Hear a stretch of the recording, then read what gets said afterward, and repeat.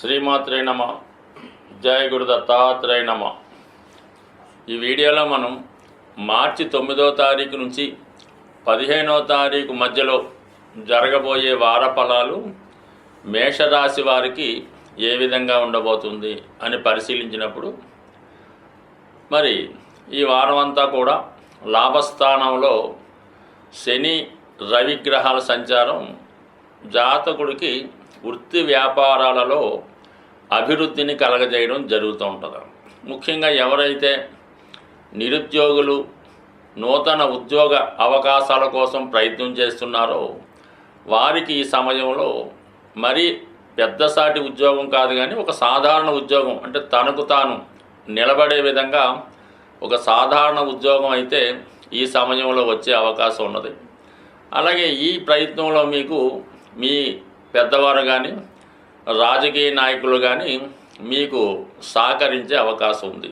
కొంతమందికి ఏదైనా ప్రభుత్వ పదవి నామినేటెడ్ పోస్ట్ లాంటిది కానీ, ఒకవేళ మీ పెద్దవాళ్ళు ఎవరైనా ఒక ఉద్యోగమో పదవో చేసి వారు తదనంతరం మీకు వచ్చే విధంగా అయినా ఉంటే అటువంటి ఉద్యోగం లాంటిది, అంటే ఒక నామినేటెడ్ పోస్ట్ లాంటిది, ఒక గౌరవప్రదమైనటువంటి వృత్తి లాంటిది కామన్గా మీకు ఒక దేవస్థానంలో కానీ ఏదైనా ఒక సంస్థలో కానీ వచ్చే అవకాశం ఉన్నది. ఇక మీకు 12వ స్థానంలో సంచరిస్తున్నటువంటి 3 గ్రహాలు, అందులో ముఖ్యంగా శుక్రుడు ధన సప్తమాధిపతిగా శుక్రుడు వక్రగమనంలో ఉంటూ తృతీయాధిపతి బుధుడితో కలియడం వల్ల ఇది విద్యార్థులకైతే ఉన్నత విద్య కొరకు విదేశం కానీ దూర ప్రాంతంలో కానీ సీటు దొరికే అవకాశం ఉన్నది. అయితే సెల్ఫ్ మిస్టేక్స్ వల్ల కానీ ఎవరికైనా రుణం ఇవ్వడం వల్ల కానీ లేదంటే ఎవరి చేతిలో అన్న మోసపోవడం వల్ల అధిక మొత్తంలో ధన నష్టం జరిగే అవకాశం ఉంది. ఈ విషయంలో చాలా జాగ్రత్త వహించడం మంచిది. కొద్ది రోజుల పాటు భార్యాభర్తల మధ్య కానీ వ్యాపార భాగస్తుల మధ్య కానీ విభేదాలు వచ్చే అవకాశం ఉంది. దీన్ని ఆసరాగా తీసుకొని ఇతరులు మీ జీవితంలో ప్రవేశించాలనే ప్రయత్నం చేస్తుంటారు. అంటే అది మీకు మంచి చేద్దామని కాదు కానీ వాళ్ళ యొక్క స్వప్రయోజనాల కోసం ఏదో విధంగా మీ లైఫ్లో ఎంటర్ అయ్యే ప్రయత్నం చేస్తుంటారు. ఈ విషయంలో చాలా జాగ్రత్తగా అప్రమత్తంగా ఉండవలసి ఉంటుంది. అంటే అధికంగా మీకు ఆదాయం రావడం వల్ల ఇతరుల యొక్క ఈర్ష్యకు కానీ ఏదో విధంగా వాళ్ళు మిమ్మల్ని ఇబ్బంది పెట్టాలో పతనం చేయాలన్నటువంటి ప్రయత్నంతో ఏదో విధంగా మిమ్మల్ని ఒక బలహీనతకో ఒక ప్రలోభానికో గురి చూసే అవకాశం ఉంది. కాబట్టి చాలా వరకు జాగ్రత్త వహించడం మంచిది. అయితే గురుబలం ధనస్థానంలో కుటుంబ స్థానంలో గురువు అనుకూలంగా ఉండడం వల్ల భాగ్యాధిపతి ధనస్థాన స్థితి మీకు కుటుంబ సభ్యుల ద్వారా వారు చేసే పుణ్య కార్యక్రమాల ద్వారా మీకు చాలా వరకు అనుకూలత కలుగుతుంది. మీరు కూడా వ్యక్తిగతంగా మంచి వాక్చాతుర్యంతో తెలివితేటలతో అటు కుటుంబ విషయాలను పరిష్కరిస్తారు, కుటుంబంలో ఉన్నటువంటి సమస్యలను పరిష్కరిస్తారు, కుటుంబంలో ఏదో ఒక శుభకార్యం కానీ వివాహ వేడుక లేదంటే ఏదైనా పుణ్య కార్యక్రమం లాంటిది చేసే అవకాశం ఉంది. మరి కొద్దిమంది అయితే మొత్తం సతీసమేతంగా భార్య పిల్లలతో కలిసి ఏదైనా పుణ్యక్షేత్రానికి లేదా ఒక విహారయాత్ర కన్నా ఈ సమయంలో వెళ్ళే అవకాశం ఉంది. అలాగే చాలా కాలంగా మీకు దూరంగా ఉన్నటువంటి ఒక బంధువు ఈ సమయంలో మీ కుటుంబంలో కలుసుకొని మీ శ్రేయస్సు తెలుసుకొని అతను కూడా మీకు ఆర్థిక పరంగా కానీ కుటుంబ విషయాల్లో కానీ చాలా వరకు సహకరించే అవకాశం ఉంది. ఇక ఏదన్నా 3వ స్థానంలో కుజుడు బలంగా ఉండడం వలన ఎవరి ప్రమేయం లేకుండా ఎవరి సహకారం లేకుండా మీకు మీరే నిర్ణయాలు తీసుకొని ఆ ప్రయత్నం చేసే అవకాశం ఉంటుంది. ఎక్కువగా ఇది క్రీడా రంగంలో కానీ ఏదైనా డిపార్ట్మెంట్లో చేరే ప్రయత్నం చేస్తున్న వారికి చాలా మంచి అవకాశాలు రావడం కూడా జరుగుతూ ఉంటుంది. బట్ ఏదైనా ఈ మేషరాశి వారికి అన్ని గ్రహాలు ఇంచుమించుగా అనుకూలంగా ఉన్నాయి. ఏదైనా కొద్ది ప్రయత్నంతో ఎక్కువ విజయం సహకారం లభించే అవకాశం ఉంది. స్వస్తి.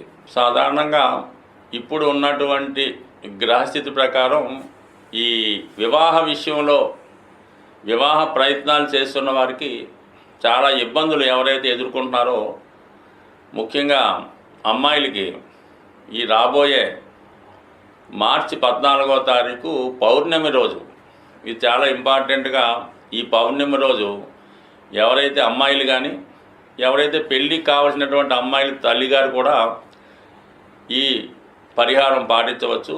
ఆ రోజు అమ్మవారి ఆలయంలో లేదంటే మీ గృహంలో అయినా పర్వాలేదు, చక్కగా పాయసం అంటే కొత్త బియ్యంతో ఆవు పాలతో పాయసం తయారు చేసి అమ్మవారికి నివేదన చేయడం వల్ల ఆ ప్రసాదాన్ని కనీసం ఒక 2-3 ముత్తైదువుల కన్నా ప్రసాదంగా పెట్టడం వల్ల, మరియు ఆ పౌర్ణమి రోజు సాయంకాలం పూట చక్కగా లలితా సహస్రనామాన్ని పారాయణ చేయడం వల్ల అమ్మాయిలకి వివాహం తొందరగా జరిగే అవకాశం ఉంటుంది.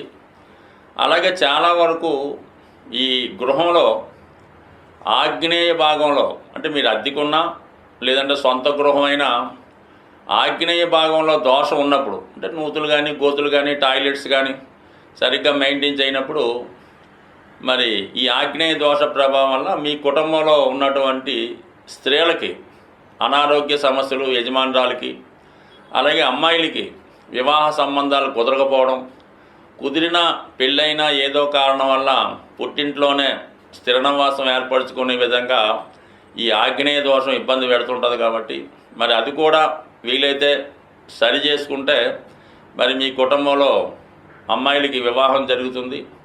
ఇక అబ్బాయిల విషయంలో వాళ్ళు ఏ పని చేయకుండా ఇంట్లోనే తిష్ట వేస్తూ మరి చదువు పూర్తయినా కూడా ఉద్యోగానికి వెళ్లకుండా ఉన్నవాళ్ళు మీ గృహంలో ఈశాన్య భాగంలో దోషం ఉందేమో గమనించండి.